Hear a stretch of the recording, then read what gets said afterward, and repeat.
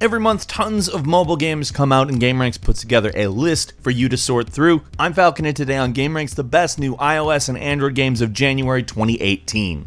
Number 10 is Let Them Come. Now this one's a pretty easy one to explain. It's a stationary shooter taking place on a spaceship with invading alien hordes. You're a mercenary, you've been hired to take them out. The graphics were clearly a massive amount of effort. It's really gorgeous, really alien-esque pixel art that I think above everything has very simple controls but maintains a really good pace. It never feels forced, it never feels too hard, but it's always a challenge. And like I said, the controls are great, very simple, makes for a very addictive and fun game. It's out on both iOS and Android for $1.99. Number 9 is Meteorfall Journeys, which is a collectible card RPG of the roguelike variety. Basically, you start off with an adventurer, you gather cards, and it's kind of one of these games that is sort of in the emerging choose your adventure collectible card game roguelikes. It's not the same thing as Rain or Rain 2, but I want to say it's not far away from it. If you like Rain, I think you'll enjoy this game, but it actually is different enough that I feel fairly comfortable telling you that it's different and fun and cool and a new idea. Meteorfall Journey is out on iOS and Android. It costs $2.99. Number 8 is Antihero, a digital board game in which you perform various objectives like assassinating public officials, public figures, trying to find evidence to use for blackmail in various settings, and a lot of thievery, of course. What's more anti-hero-ish than thieving?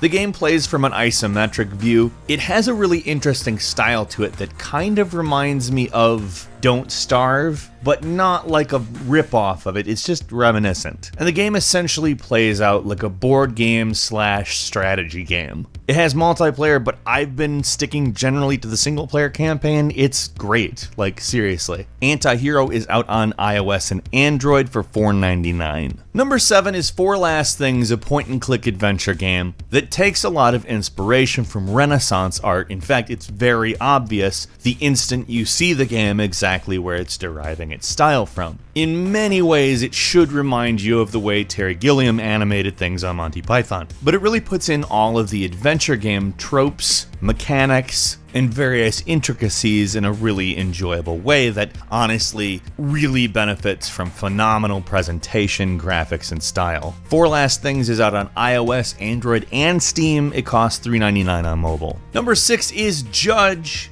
which is absolutely 100% definitely intended to conjure Judge Dredd, although it is not related in any way. When you start it off, the looks are going to tell you that this is a stealth infiltration style game, but it is not. It is an arcade shooter, and it is an incredibly fun arcade shooter. It is a game that just essentially says go wild, do whatever, just make sure you have fun. And keep that philosophy in mind too, because it is a little bit on the easy side, but it's not a major complaint. It's out on iOS, Steam, Switch, PS4, Xbox One, and coming soon to Android. It costs $4.99 on mobile. Number 5 is Portal Knights, which is an interesting game because it very clearly wears a lot of its influences on its sleeve. Although it's a little bit more stylized, it's very clearly something that would never have happened if Minecraft hadn't also happened. But it also really comes off a lot like Zelda and has some very interesting character progression elements. It is kind of an open-ended game, but not open-ended like Minecraft. And truthfully, it's a very nice looking game because it does take advantage of style a little bit more than Minecraft does while still retaining that kind of aesthetic. Portal Knights is out on iOS and Android. It comes in at $4.99. Number 4 is Super Fancy Pants Adventure. If you remember any of the old Newgrounds Fancy Pants games, you basically know what you're getting, except for it's a lot better.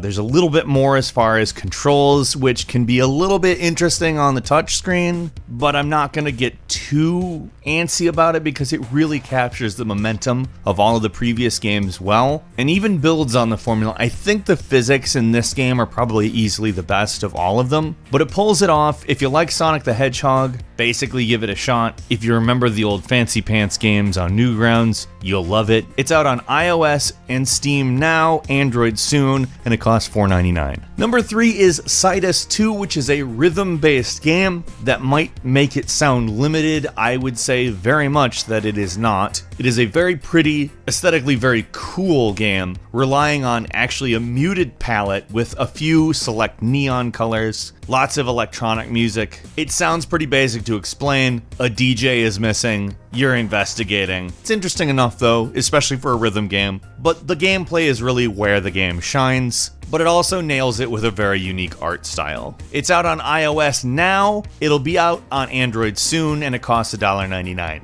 Number 2 is Rusty Lake Paradise, a puzzle adventure that relies on some interesting ideas as far as story goes. It describes itself as dark and macabre, which I would say, probably a good way of putting it, has an interesting art style, not necessarily something you've never seen before, but it's definitely pretty and fits the mood very well. It can be oddly creepy for how muted the palette is and simple some of the designs are, but what really nails everything is the soundtrack. Every different plague, which takes its own place in the story, has a different theme, and although it obviously isn't a massive budget game that's going to blow you away with some type of mechanics, it's atmospheric and it sucks you the hell in. Rusty Lake Paradise is out on iOS and Android. It costs $2.99. And finally, number 1 is The Room Old Sins. Now, The Room is a pretty long-running series, and if you know anything about it, you know the gameplay. It's basically the puzzle room originator. Now, where The Room had to be updated with an ending, The Room 2 and The Room 3 were self-contained stories, a little more dependent on each other than the first, and this game doesn't fall into the same traps that The Room 3 fell into, making the puzzles super elaborate and frankly a bit strange at times. Not in the good way that The Room basically always is. It's always strange. It gets atmosphere just as right as it can be. Now, it does do some things that mix up The Room formula in an interesting way,